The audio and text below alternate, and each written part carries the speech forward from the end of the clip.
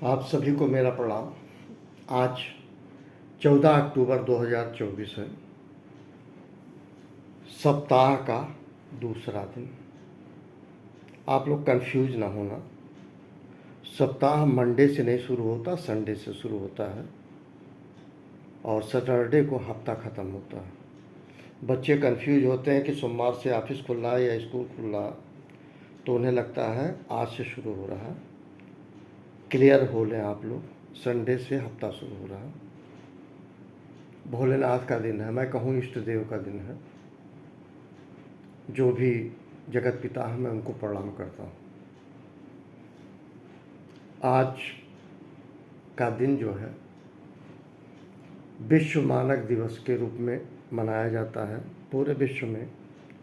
उसमें international recognition की बात होती है प्रोडक्ट और सर्विसेज पे जो इंडस्ट्रीज प्रोवाइड करती हैं, जो एक मानक होता है। उस मानक पे हम जब बीकॉम में पढ़ रहे थे, आज के करीब 45 साल पहले, करीब 45-46 साल पहले, तो इंडियन स्टैंडर्ड इंस्टीट्यूट की बात करते थे। उसके बाद इंडियन स्टेट ब्यूरो की बात करते थे, इंटरनेशनल जो स्टैंडर्ड ब्यूरो की बात करते थे, तमाम बातें करते थे जो आजकल वो चेंज होके विश्व मानक दिवस में जो मनाया जाता है, ये सारे विश्व के एक्सपर्ट्स और उनका सहयोग है, उनको सम्मान किया जाता है।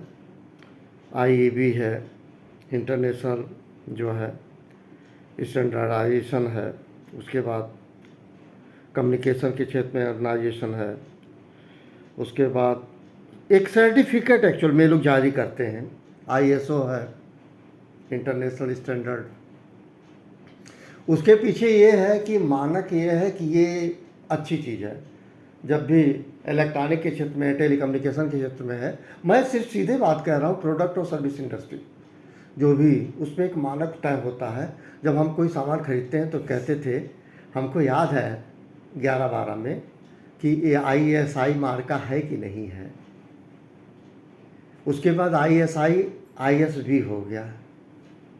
उसके बाद जो है आज मैं जो जिस चीज़ का जिक्र कर रहा हूँ, IEC, ISO और ITU टेक्निकल यूनियन, तो वो सब बातें कुल मिला के एग्रीगेट बिहेवियर ये कहा जाता है कि जो हम उपयोग में लाते हैं, उपभोग में लाते हैं, वो चीज़ जब ISO का मार्क लगता है तो ये कहते हैं ये इसका स्टैंडर्ड होगा तभी।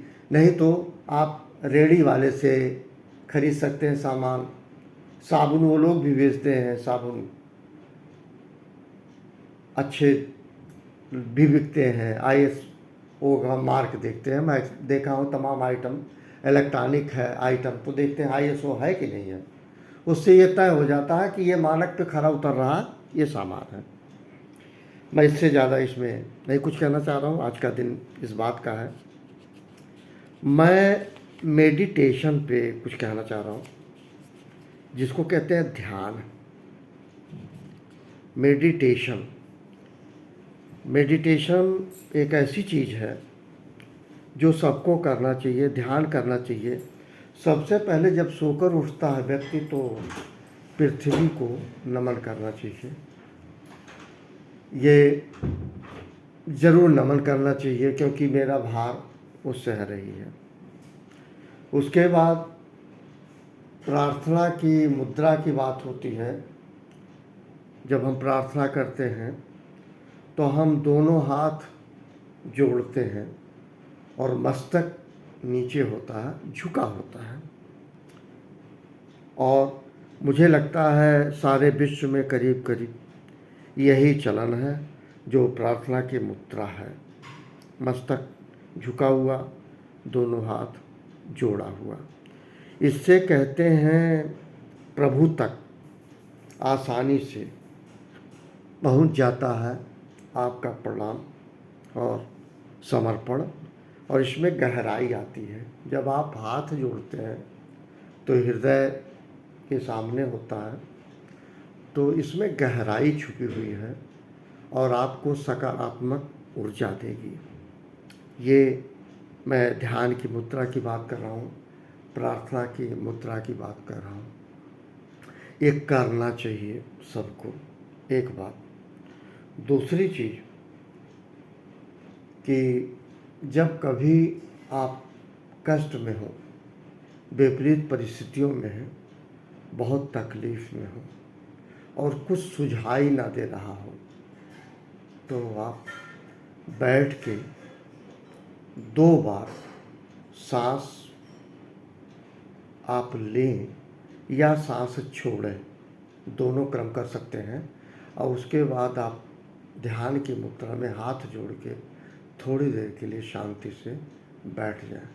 उसमें आपको पॉजिटिव एनर्जी होगी और आपके अंदर जो हलचल चल रहा होगा वो शांत हो जाएगा। क्योंकि मेडिटेशन में क्या होता है, फिजिकल और मेंटल दोनों स्टेटस का कोऑर्डिनेशन होता है और क्लोज कोऑर्डिनेशन होता है। आपको बताएं, मैं शव आसन करता हूँ, उसमें मैंने देखा है अगर तरीके से किया जाए तो आप थोड़ी देर सो सकते हैं।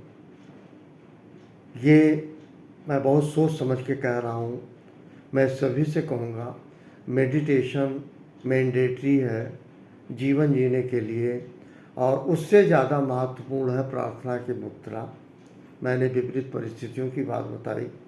आप दोनों हाथ जोड़ लें, कुछ भी न करें, शांति से बैठ जाए सर झुका के, आपको पॉजिटिव एनर्जी मिलेगी, एक बात। दूसरी चीज़, मैंने काम में पढ़ा था, कहीं लाइब्रेरी में कुछ इस तरह का पढ़ रहा था मेडिटेशन को लेके। वो ये था कि अगर आपका कुछ भी फेवर में आपके नहीं है, सब कुछ अगेंस्ट में है, तो 2 विकल्प दिया है मालिक ने, ऐसा बताते हैं और मैंने किया भी है। वो ये है कि रात में आप चाँद को देखें। रात में जो मून निकलता है उसको आप गौर से निहारें अपने नेत्र से, और आपके अंदर की जितनी निगेटिव एनर्जी है वो धीरे धीरे धीरे धीरे गायब हो जाएगी। सकारात्मक आप बढ़ जाएंगे और शांति से आप सो भी सकते हैं। कहा भी गया है, अगर आपको नींद बिल्कुल नहीं आ रही हो, बिल्कुल नहीं आ रही हो, तमाम आपके मन मस्तिष्क हृदय आत्मा में चल रहा हो, आप जो है छत पे चले जाएं और मून को थोड़ी देर निहारें। निहारने के बाद आप वापस बेड पे चले जाएं, नींद आ जाएगी। अब सोचिए इससे बड़ा सिंबॉलिक क्या हो सकता है। इसी तरह से सनराइज में भी जो पुष्पांजलि की प्रथा थी, प्रथा है, प्रथा जीवन में रहेगी। लोग 12-12 बजे जल चढ़ाते हैं, ठीक, 11-11 बजे, 12-12 बजे, 1-1 बजे जल चढ़ाते हैं। मैं समझ नहीं पाता किसको पुष्पांजलि कर रहे हो। आप कहते हो उगते सूर्य को नमस्कार करते हैं, जब सूर्य पूरा उग जाता है तब उसके बाद आपके नमस्कार का क्या फ़ायदा होगा। ये भी एक मेडिटेशन है। जब आप जल चढ़ाते हैं, पुष्पांजलि देते हैं सूर्य भगवान को, तो उनको निहारिए उस समय जब सनराइज हो रहा हो, जल चढ़ा रहे हो, आपकी निगेटिव एनर्जी पॉजिटिव कन्वर्ट हो जाएगी। तो ये कहते हैं सन और मून की भी एक थ्योरी मान लीजिए, एक थ्योरी है। उस थ्योरी में यही है कि आप किसी आशंकाओं में, किसी कष्ट में, किसी दुख में अगर हैं, कुछ भी नहीं सूझ रहा, इन दोनों को आप निहारें। Thank you very much. Wish you very very happy day to all of you. मेरा सबको प्रणाम।